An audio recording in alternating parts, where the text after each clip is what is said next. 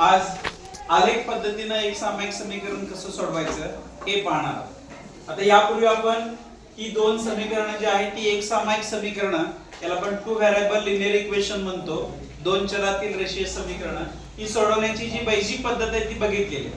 आता आलेखाच्या पद्धतीने सोडवत असताना समजा हे पहिलं समीकरण आहे x y = 1, हे समीकरण मी y च्या स्वरूपात केलेलं आहे, म्हणजेच ही जी चल आहेत x चल हे मी बरोबर चिन्हाच्या पुढे नेलेलं आहे। मग ते समीकरण बनताना कसं झालं, y = x - 1 आणि या ठिकाणी x ची किंमत समजा आपण 1 घेतली या ठिकाणी, तर y ची किंमत किती येणार आहे 0, 2 घेतली तर y ची किंमत किती येणार आहे 1, 0 घेतली तर -1 बरोबर। या पद्धतीने आपण ह्या किमती काढून आलेखावरती त्याचे कोऑर्डिनेट्स घेऊन निर्देशक घेऊन आपण आलेख काढतो। दुसरं समीकरण आहे याच्यामध्ये 5x - 3y = 1।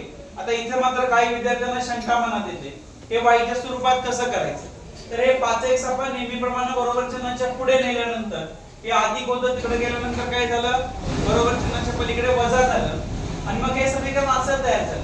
कसं तयार झालं, -3y = -5x अधिक 1 हे समीकरण या ठिकाणी तयार झाले।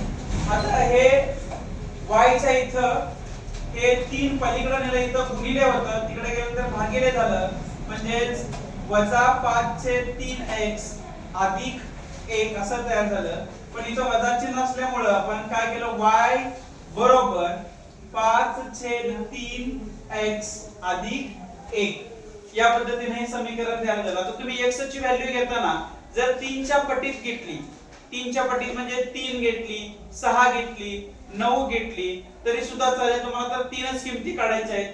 आणि मग या ठिकाणी समजा आपण 3 व्हॅल्यू घेतली तर काय होईल, 5 त्रिक 3 गुणिले 3 3 निघून जाईल, किती राहील 5, 5 अधिक 1 म्हणजे किती किंमत आली इथं 6, y ची व्हॅल्यू आपोआपच तुम्हाला मिळेल।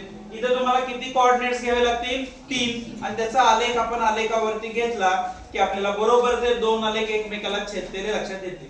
हे समीकरण आपण कसं सोडवलं लक्षात आलं का, हे समीकरण कसं घेतलं लक्षात आलं का, या पद्धतीने हे करायचं आहे।